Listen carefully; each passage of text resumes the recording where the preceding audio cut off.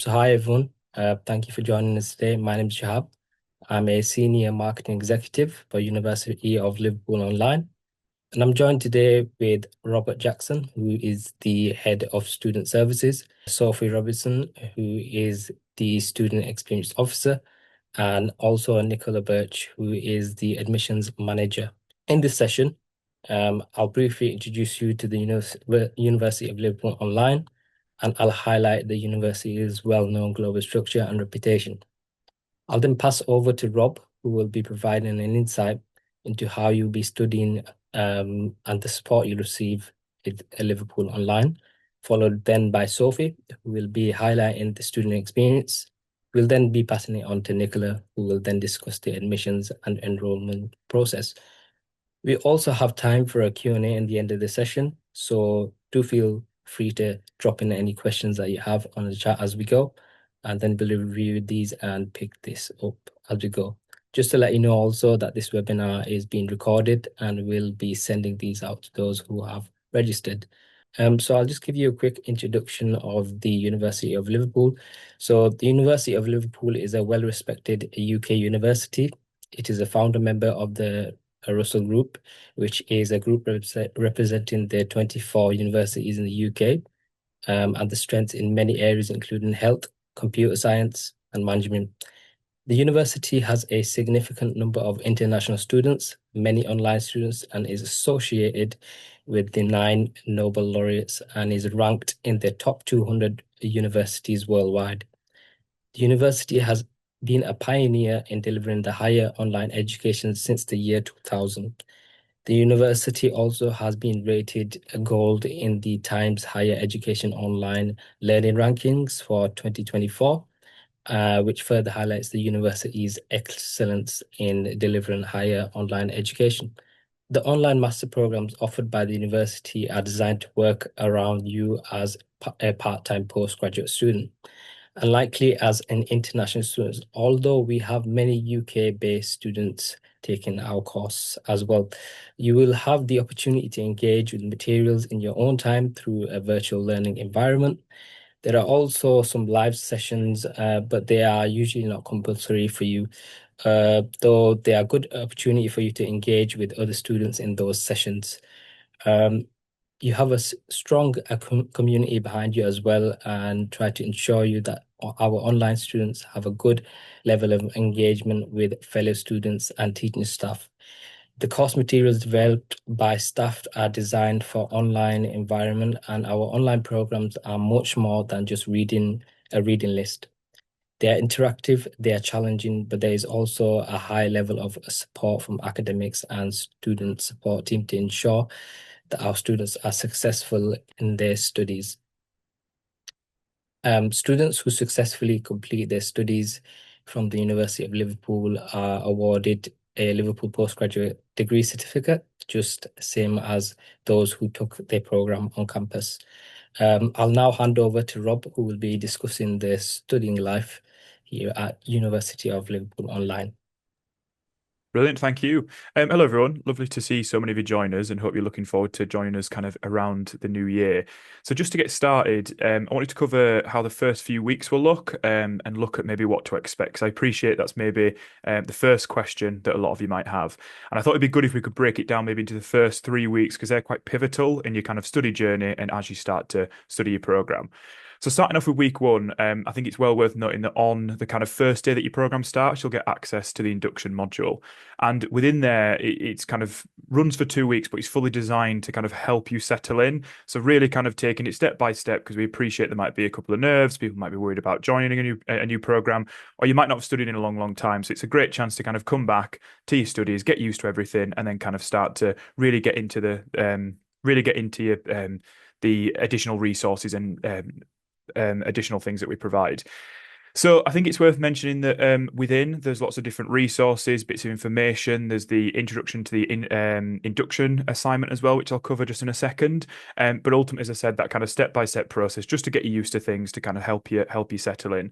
In terms of the induction assignment, it's optional and it's a chance for you to submit work to kind of receive feedback before you start your actual program and your first credit bearing module. It's a great way to kind of test where you're at, look at your strengths that you maybe have, look at any areas that you might want to, kind of work on or maybe brush up on. But ultimately, it kind of gives you that chance to kind of see where you're at, get that feedback, and then take that into your first module that would start at week 3. In terms of week 2, you'll look to have more access to resources that help you kind of maybe start to hone those academic skills. So, looking through kind of critical thinking, writing, further research, all that kind of wide spectrum that comes within the academic kind of field, but ultimately gives you that opportunity to continue working on that in induction assignment. With it being optional, again, it's completely your choice whether you do get involved, but it's definitely something that we always say, please do give it a go if you can, because it gives you that kind of opportunity. And whilst you're working through kind of weeks 1 and 2, it also gives you that opportunity to get familiar with the university system. So using the virtual learning environment, the libraries, all those kind of other things that come with you as a University of Liverpool student. But it also gives you the opportunity to attend some introductory sessions as well, held by the student services team. So we have a kind of meet the team session where you'll get to know a little bit more about each team, how they can support you, who works on those teams as well. But we also run study skill sessions as well. So again, giving that opportunity just to get back into things, get used to it, before you can then really start to move into that first module. And in terms of week 3, then, so looking at that, once the kind of induction is complete, you'll move into that first credit bearing module, depending on the program that you're studying, and it'll be kind of specific to your program of choice. And with that, you'll have access to all the content from day 1. And the brilliant thing about that is that you'll be able to see all your deadlines, all the reading list activities, everything that encompasses or comes within that module will be available to yourself, so you can see it up front. Because we appreciate that a lot of our students that join us are maybe working full time, have family commitments, or other things going on in their lives that they kind of need to bend their studies around. So again, with that kind of information up front, you can really start to plan and look at your studies throughout that kind of entire module that's running. But you'll also get access, or kind of learn who your dedicated module lecturer is for that first credit bearing module, and that's really important because it gives you the opportunity to not only see who's going to be helping you and kind of teaching you through that module, but again, it gives you all their contact details as well. So from the moment you get access, please don't worry, you'll be able to get that kind of support on the academic level as well, and you'll be able to meet other students through the kind of casual forums and so on and so forth once you get access. So again, just to kind of reassure people that things do start quite slow to start with, but that's designed deliberately to kind of help you settle in and not, give you too much too soon, and really get back used to things. Because we have, again, just to kind of reiterate, a lot of students who join us who've maybe not studied in a long time, maybe coming back to their studies after a long while out, or maybe it's the first time that you're taking, postgraduate study on. So again, it's just really designed to kind of help people settle in, reassure you, and then give you that confidence to kind of move through the rest of your modules, as it were. So if we could just go to the next slide, please, that'd be brilliant. And I'm just going to hand over to Sophie, who's just going to talk a little bit more about collaboration with other students as well. Thanks, Rob. Hi everyone. As Rob said, it's great to see so many of you here with us today. So I'm just going to sort of talk through collaborating with other students and opportunities that you'll get to do that during your studies with us. So just a few of these opportunities include the discussion forums within modules. These are both assessed opportunities and also informal opportunities too. We also have student forums where you're able to chat more casually with your peers about sort of maybe common hobbies or that kind of thing that you enjoy doing. Um, our student engagement hub on the learning platform contains the course rep forums where you're able to see who the rep is for your program and reach out to share any feedback that you wish to with them. And then finally, all online students are also associate members of the Liverpool Guild of Students, meaning that you'll get access to a variety of different volunteering opportunities and societies as well, many of which are online and remote too. So as you can see, lots of different opportunities to kind of get to know your peers and collaborate with other students too. But for now, I'm going to pass back to Rob to go over some of the different teams that are available to support you.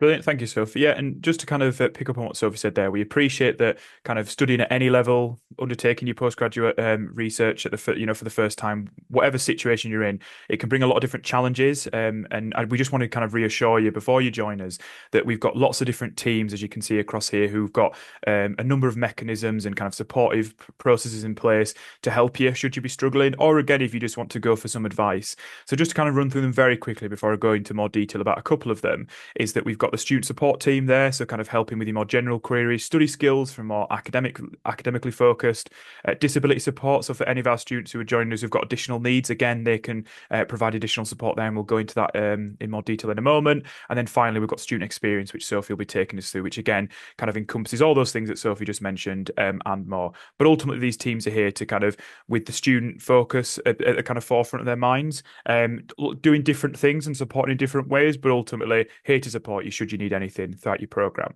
So if we could just go to the next slide, please, Sophie, and we'll just start with the student support team. So starting off, really, they do kind of act as your main point of contact throughout your program. So if you've ever got a question, worry, concern, or you just want to talk about your studies, understand what modules you've got coming up next, or maybe you're looking at taking a break from the program, whatever it might be, ultimately the student support team are there to help you. And they can offer advice on a variety of aspects. So we've kind of noted down there some of the more general ones that we get, but it does extend beyond that. And the kind of caveat with this team is that if you're not sure, just reach out to student support and they can always help. So it could be anything such as non-academic queries or concerns. It could be, advice and guidance on maybe making study choices. That could be looking at the modules you've got coming up. It could be talking about taking a break. You might need to apply for a late submission, for example, whatever it might be. They're there to talk about the study choices. They're also on hand to give advice about policies and procedures. We appreciate that can be quite overwhelming sometimes for students to receive, maybe guidance from an exam board, or it could be you found a policy on the platform that you think might relate to yourselves, and you're not quite sure. The team can really break it down for you. And ultimately, and sometimes most importantly, they're there to support with extenuating circumstances. We appreciate life can sometimes be difficult and things can get in the way of studies. So if you ever find that, your kind of ability to study is impacted by anything going on, the student support team are there to help. And finally, signposting as well. So if the student support team can't help you there and then, they can point in the right direction, or they can go and gather that information for you. So again, well worth remembering that when you're studying online, it can sometimes feel that you're alone, but you're absolutely not. You've got this full team there ready to support you, full of dedicated advisors that are there to help should you need anything. And these will be your kind of main point of contact. So if we could go to the next slide, please, Sophie, if that's right, and we could just take a look at study skills. So again, just like the kind of student support team, there to support you throughout your entire studies, but from that more academic focus. So this is a brilliant team to help students, as I was mentioning before, who want to brush up on skills, maybe, look at that continual improvement. Wherever you might be in your kind of level of study, the study skills team have got a resource or a supportive package to help you. But again, we've kind of mentioned the three main things that we get a lot of students contacting about. So ultimately, referencing, it can be quite difficult, challenging, especially if you haven't done it in a while. And they're there to help you kind of, how do we implement that within your academic pieces of writing. They can help with the academic writing in general. So again, is there anything within your style that you could maybe be doing, or maybe hone those little skills to get to the next level? Maybe you're kind of hitting, the upper brackets of a grade boundary, and you want to go to that next level, whether it's a merit or a first or whatever it might be. That team are there to kind of really hone in on your unique style and kind of help you tailor that to your needs. And assignment structure as well. So again, sometimes it could be difficult. How do I even get started on this? It might be a group presentation. It could be a very unique piece of assessment work that you've been asked to do, and again, the study skills team can really help you kind of go through that.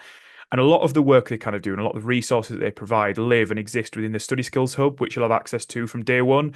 So within there's a massive amount of range of workshops, resources, interactive guides, whatever it might be, kind of sit and live within there, based around individual topics as well. So you can go in there and have a look at what needs to be, what kind of relates to yourself and what you want to look at.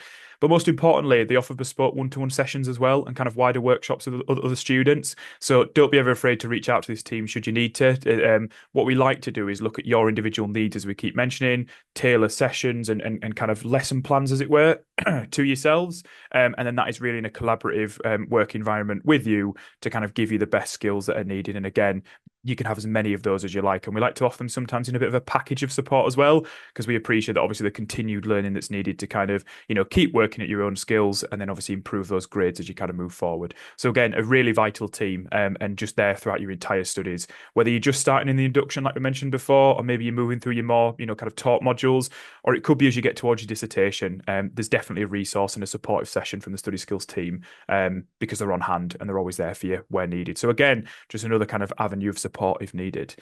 But if you go next slide, please, Sophie, if that's right, and we'll just look at disability support. So again, we appreciate that there could be students joining us with additional needs, to kind of help you throughout your studies. And just to let you know, you do have kind of access to dedicated disability officers. So people who are very up to speed, knowledgeable, expertise within kind of students with disabilities studying in an online setting, where they're kind of free and open for kind of a casual conversation to more detailed advice, but ultimately unbiased support, regardless of what kind of additional needs that you might have.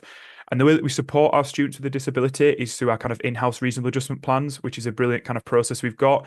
So we look at kind of lived experience, medical advice or examination or whatever it might be that a student has, to kind of look to provide adjustments for them. So that could be anything from additional time for assignments, it could be alternative assessment questions, it could be looking at changing alternative means and measures where, let's say, for example, you struggle to do group presentations, it might be replaced with something else or something of equivalent. So again, we look at kind of doing that kind of in-house. And because that, we can often provide adjustments quickly. So we like to get these in place hopefully before you start. But again, if it's something you kind of and ahhing about, you're not quite sure, and then you do decide at any point throughout your studies, you're always welcome to come forward to kind of discuss what adjustments we can kind of put in place. But they also help as well with kind of, DSE application support, for example, for UK students. But also, again, just like the other teams throughout your entire program, the dedicated disability officers are there to kind of support you with general queries relating to your disability throughout the entire program. So it might be helping bridge the gap between yourself and a lecturer to help them better understand the needs that you have, or it could be reaching out in different ways to different parties across the university on your behalf. Again, well worth reminding is if you do fall into this category, we've got that entire team here to support you, and especially the dedicated disability officers are there, ready to go that kind of above and beyond for you to get the right support that you need. So yeah. So thank you, Sophie. And just next slide, which I believe is onto student experience, and handing over to yourself. Yeah, thanks, Rob. So I am the dedicated student experience officer for the University of Liverpool online programs. And essentially the student experience team is on hand to help make sure that you have the best experience you possibly can whilst you're studying with us. You'll get lots of different opportunities, as I mentioned, to share your feedback, to help highlight good practice and bring about positive changes for the student body. Feedback can be shared to sort of me directly. It can be shared through your course reps, or sort of via email to any other teams, and it'll be sort of passed down the right route. Each program will have a dedicated course rep as well, who are on hand to sort of take on board your comments and suggestions and share these with the wider university and staff. We also have a wealth of careers resources on the Careers Hub on the Learning platform. Some resources to note are practice interviews or recruitment tests. But the University of Liverpool also have a dedicated careers team who are on hand to support you with any specific careers-based queries too. And then obviously, finally, to round off the University of Liverpool learning journey, you'll all be invited to attend a physical graduation ceremony on campus to celebrate your achievements. And obviously, we really hope to see many of you there in the future.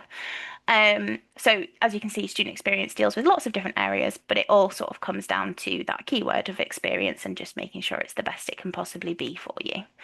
But that's pretty much it from me. So I think I'm now passing over to Nicola. Thanks, Sophie. Thanks, Rob.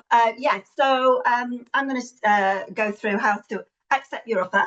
On the call, we will have students that have already accepted and that are enrolled onto the course. But if you're still holding an offer, or if you've only just completed your acceptance form and not yet paid, here's how to accept. So you will have received your offer letter, and you will also have an acceptance form in that offer letter.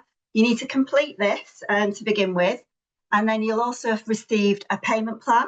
And in your payment plan, there is a link to Flywire, which is the payment portal. And this is where you need to make payment.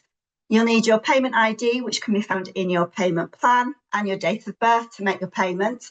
And please check the amount carefully to take into consider any exchange rates that, if you're paying from abroad. If you're an employer-funded student, please contact your admissions advisor, and they'll send you the form that your employer needs to complete. And please note, this does take much longer. So the sooner you get this into us, the better, because it can take a couple of weeks, if not longer sometimes, to get employer funding through. If you're a UK student and you're applying for Student Finance England, please note that you will need to pay your first payment up front. as you won't receive your funding from Student Finance England until you're fully enrolled onto the course. And the finance team will only confirm that you're fully enrolled after our 21-day cooling off period has passed. So every student has 21 days to make the option to leave the course if they're not happy or if something happens. So we have to wait for that 21-day period until we can confirm that you're an actual student. So if you're Student Finance England, that's what you have to do. So the deadline for this course is, well, for January, is the 5th of January. So obviously it's not far away now. In the UK, we also have holiday season, as we know, and the office will be closed from the 23rd of December and will be closed for all the bank holidays. So we're only open, I think it's for 3 days in the middle. And during those 3 days, we'll have limited staff numbers, as you can imagine. So it will take us longer to reply to any emails or confirmations. So I would really, really advise you to try and confirm your offer and make your payment by Friday the 19th, which is this Friday, as it can take also up to 5 days for your payments to clear. So if you want us to confirm your place before the Christmas break, then the 19th of December is really when we need your payment in. Obviously, you can make it later. You know, we're not saying that you can't, but there will be some delays. So just as long as you know that. And the start date for this course is the 13th of January. So once you've made your payment, you will receive an email from our team, from the admissions advisor that you've been working with, and they will confirm that you're enrolled onto the programme. After that, what we do is we pass on your details to our amazing student support team, and they will take it over from there. So they'll be the ones that send you your welcome email with your login details, and this will be sent to you before the start of the course. If you confirm any time after the 5th of January, these login details will be delayed. If for any reason you're unable to make the January intake, we can defer your offer. So if for some reason you're on this call now, you've got your offer letter, but you're not able to make January, we've got some other dates coming up. So you don't need to worry. We've not just got January and September. We have intakes throughout the year. So just please get in touch with your advisor and they'll be able to move your application onto another date. So these are just a few FAQs that we get quite a lot. So I thought I'd just answer them now. And then if you've got any other questions, please do add them to the FAQ, the questions section, and we can answer those as we go along.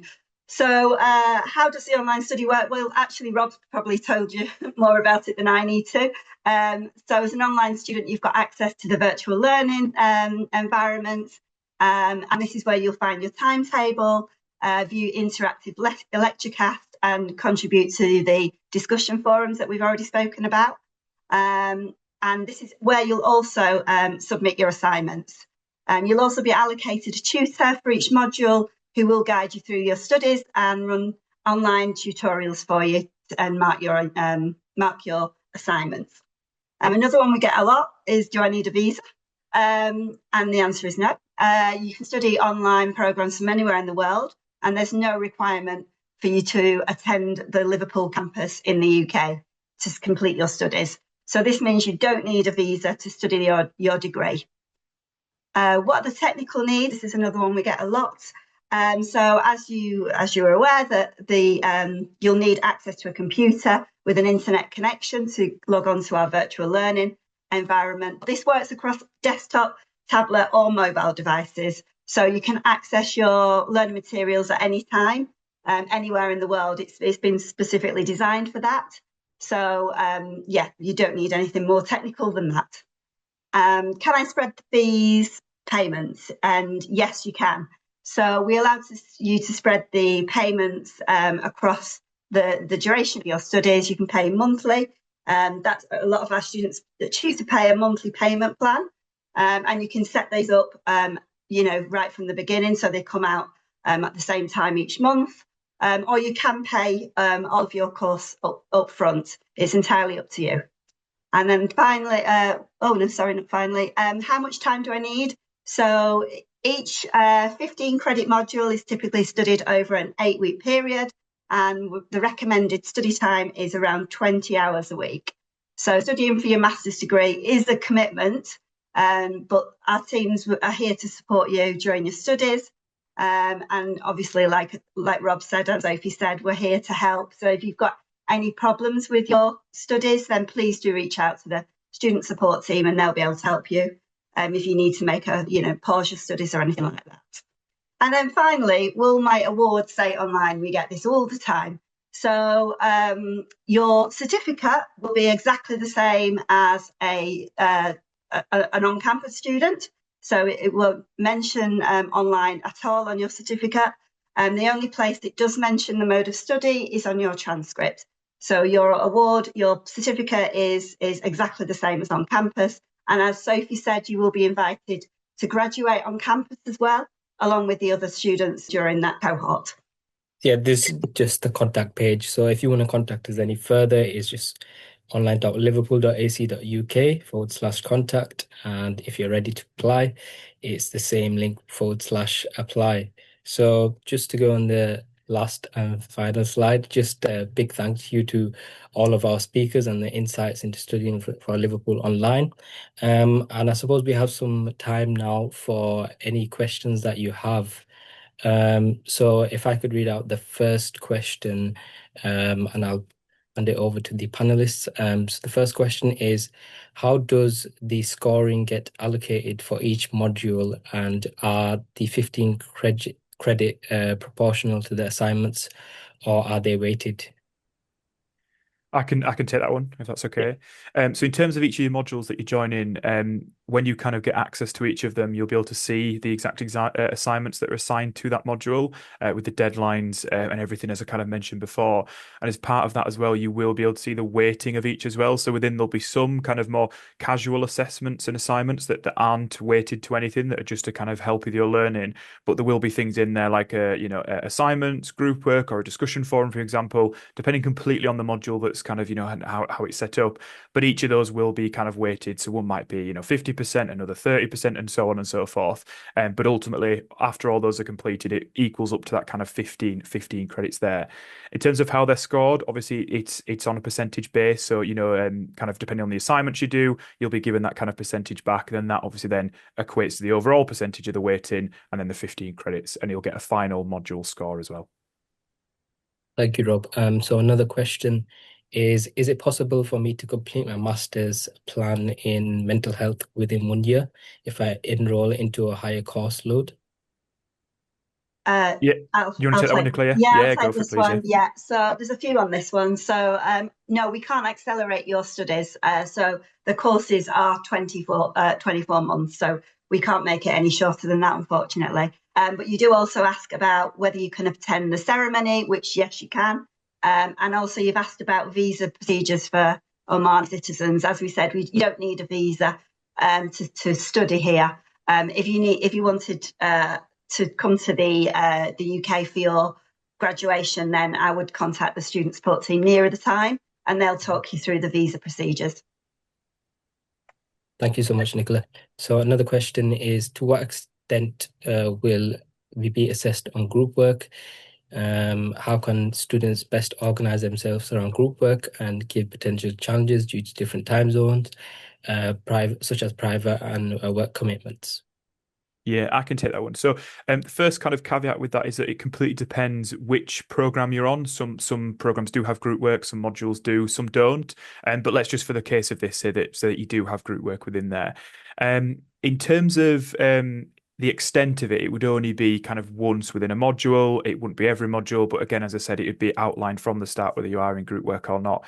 In terms of how to kind of, or yourself or other students to best organize yourselves around group work, it's important to note that often you might be tasked to work within a group, but you would be still submitting kind of individual pieces of work that you'd maybe go away and work on yourself. So you're kind of working to your own deadlines in that sense, but maybe coming together as a group to kind of discuss and kind of chat. What we try to do is we look at kind of, when we understand which students are going into that module and maybe where they are in the world, we'll try our best, or the academic team will try their best to kind of put people together that are similar within there. But the kind of way that the assessments or group work is designed is that it kind of doesn't have to be done in real time. So it can be done over Messenger, on Teams or email, whatever it might be, or within the actual learning environment itself, where your group can kind of get together and kind of communicate and discuss within there. So it's not as if you'd all have to meet at the exact same time at the exact same place, as it were, in an online setting. So you can start to kind of consider the time zones, your private and work commitments, for example. So you can kind of work around those then to submit your own piece of work at the end. So again, hope that provides some reassurance that although it's group work, it's kind of done on a collaborative stage rather than like a real time stage. So again, you could bend that round to kind of your needs, as it were. Thank you so much, Rob. And this next question is asking, do we get a physical student ID card? And I think they, regarding the question around using it with the library in Liverpool, Yeah. so they're willing to know kind of how do they get access to using that? Yeah, of course, I can take that one as well, because it's a question we get quite a lot in student support. So the kind of easy answer is yes, you can get a student ID card, physical one, but you'd have to collect it from the actual campus itself. That's something that obviously we can discuss and kind of arrange for you. So when you do start your program, do just get in touch with student support and we can take you through that route. It's important to know that obviously the kind of ID cards are offered in an online setting first, as you've kind of mentioned there yourself in your own question. And you can get that through the kind of different portals that we can provide. But again, you would only need that kind of ID card, as you've mentioned here yourself, is that if you plan to use a library in Liverpool, for example. So it's quite a complicated answer, but it is just a yes, I guess, in the easy way. But just get in touch with student support when you start your program, and we can talk you through the steps and kind of how to access that. Thank you, Rob. And this other question is, are the assessments we do the same as the ones done in person as well? So great question, and the answer would be no. So kind of if you think about the campus student studying and obviously our online student studying, they're different programs in that sense. They follow the same principles and rules, and kind of as we mentioned at the beginning, in our kind of statement about the University of Liverpool and that quality and excellence, they're kind of based upon those, but they are very different, obviously, because we have kind of students studying online, can't attend exams, for example, and we've got students all over the world. So there are little differences in that, but the same quality, same excellence. And all that side of things, but the assessments obviously will be a little bit different. Thank you, Rob. And this question just asks, if we fail a module, are we able to resit? Yeah, so hopefully, obviously, that never does happen. But we appreciate, again, like I mentioned, things can get in the way of life if you've got extenuating circumstances. In terms of that, what I would say is just if you are, and it's kind of a general note we always give, if you're ever worried that you're going to fail a module or you might have failed a module if we haven't been in touch with you already, please just reach out to student support or any of the kind of student services teams, and we could talk you through that. There is different mechanism and means where you can apply for extenuating circumstances, to then look at obviously doing a kind of resit or a retake or reassessment, whichever category that falls into at kind of a later date. So hopefully it does never happen to anybody here, but again, we appreciate it can. So ultimately, yes, you can, and just get in touch and we can talk you through kind of the next steps and the appropriate options available for you, really, if that does ever happen. Thank you. And if they attend the university physically, are a lot of the services also available to them? Yeah, so what we would say with that is that it can differ and depend on the exact department or area you're trying to access. So I'd always say before you ever visit the campus directly, do just get in touch with ourselves first at student support, because then we can actually reach out to maybe a contact at the university directly, let them know you're coming, or see if that access or resource is available for you, because as I said, it can depend.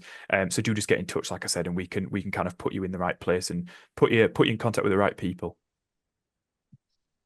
Yeah. So also, how does the group discussion work?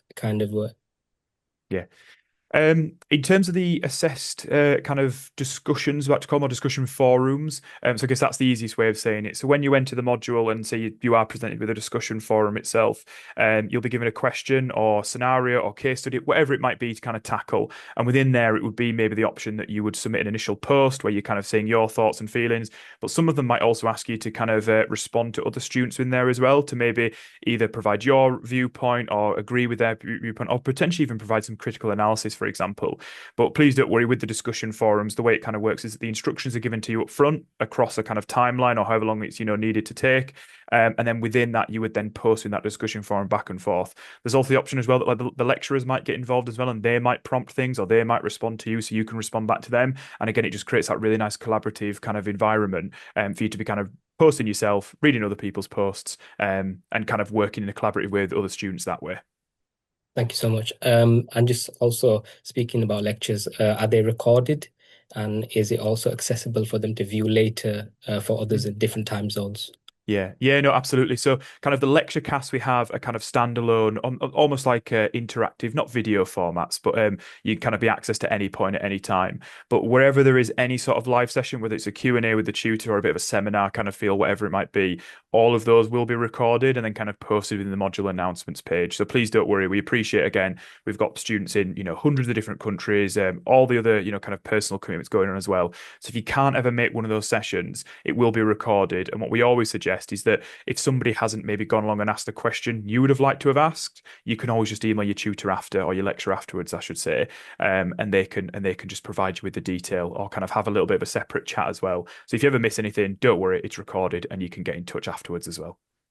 Thank you so much. I think that's most of the questions kind of answered. The other questions kind of overlap a little bit, but if the panelists kind of spot any other questions, please do feel free to answer them. But aside from that, I think most of them we've properly answered. I think there was just a couple about when they're going to get their login details. Rob, when will you send out them for the January intake? Yeah, so it's a great question, Nicola, and we get it all the time, don't we? And I Mm. think it's important to know that obviously it'll be kind of around those first weeks of January they'll be with you. Please don't worry, they hopefully will be with you in advance and you'll get all access to that. And it kind of talks you through your ability to create your MWS details, is what we call them, which is ultimately just your single sign-on, which you can use to access the platform, the Liverpool's university systems as well. So everything will be in there. When you get your details before you start your program, if you've got any issues at all, setting them up, accessing them, activating them, just reach out because it's really vital and important. And we can put you in touch with the computer service desk, for example, to help you kind of through that and get those sorted. But it will be kind of around the first week of January, so around week commencing, I think it's the 5th of January. Is that Monday? They'll kind of start to come over to yourselves there and have a look then, and you can get access and start to really dive into things before your program starts as well, which is always best. So no panicking. Yeah. And I think just on that we appreciate, because like if you are ever lost and thinking where are my logins, I can't access it, how do I get in? As I keep saying, and sorry to sound like a broken record, just reach out to student support once you've got that welcome email and their details, because again we can just talk you through step by step each of the way and get you access and kind of put you on the right path. There's quite a few as well that are just asking about when they can access the lectures. Can they do them at the weekends? And yes, I mean it's completely this course is designed for exactly that. So it's designed to fit in around you having a full-time job or maybe having children, and people being, we've got people in Africa and people in Central America, so it's designed for that. So yeah, of course you can access it at all times, and there will be recorded. If there are live lecture casts, they are recorded for you to catch up on. So there's a few about that, so I thought I'd get those through as well. There's a couple about payment. So what I would say about if you've got specific questions about your payment plans or anything like that, do reach out to your advisor, the person that you've been toing and froing with, one of my team, who sent you your offer letter. Please reach out to them and they will guide you through the payment portal. They will guide you through that rather than me try and answer personal questions on here. I've seen another one, Nicola, I was just going to worth mentioning, where somebody's mentioned that because it's a MSc program, it's a 50% the pass mark, and it's quite a common one we get. And yeah, that's kind of correct. And it says, is it just pass or fail rather than third, 2-2, 2-1 first, etc. The way it kind of works is that obviously you'll get that percentage where it's 50% and plus, hopefully, and then that kind of all those kind of added together as the average, as it were, would give you your overall module grade of what that would be. But in terms of whether it's like merit, distinction, or pass, that's kind of saved for your overall classification at the end of your program. But obviously, if you're consistently hitting like 60%, and for example, you would then end up with a merit kind of at the end. So again, hopefully that answers a question for a lot of people, because we often get that quite a lot. Because I appreciate different organisations, different rules, but for us, just to kind of confirm that's how it works. That's how it works for us. Yeah, and there was a couple, I think, about asking if they could attend the course in person, which unfortunately, no. This is an online course.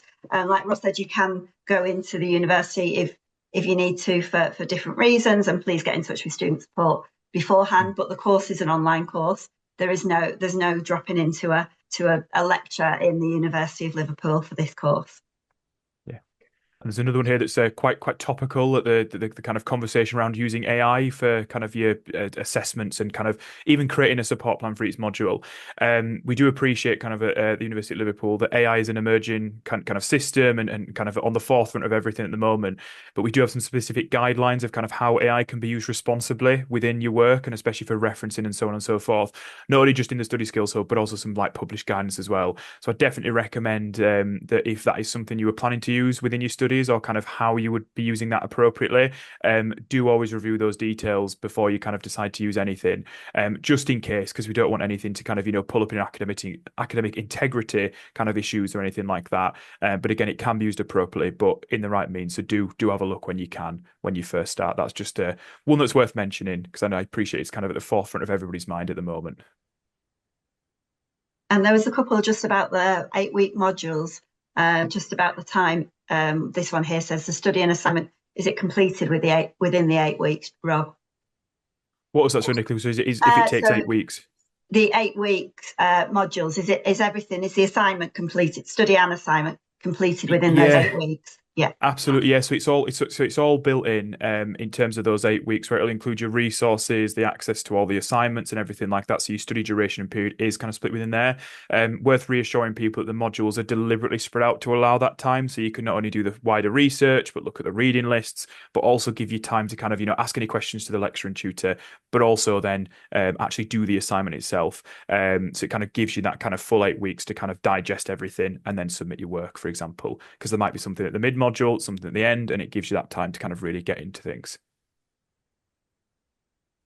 I think that was all of them, more or less. Yeah, I think there was one final one here I was wanted to comment, only because it was talking about the actual induction start date and then how the kind of course goes in, which I know quite a lot of people would mention. So obviously, yeah, the start date is the 13th of January for that kind of 2-week induction period. But then after that 2 weeks is done, you would kind of go straight into your 8-week module, and then there'd usually be a gap week break between then starting your next module. So if you think of it like that, so you kind of, it wouldn't be 2 weeks and 6, it'd be 2 weeks, 8-week module, little break, straight into your next module, if that makes sense. Yep. So if that's all the questions covered, that's all we have for this afternoon. Thank you so much, guys, speakers and attendees for joining, and I hope you enjoy the rest of your day. Thank you so much.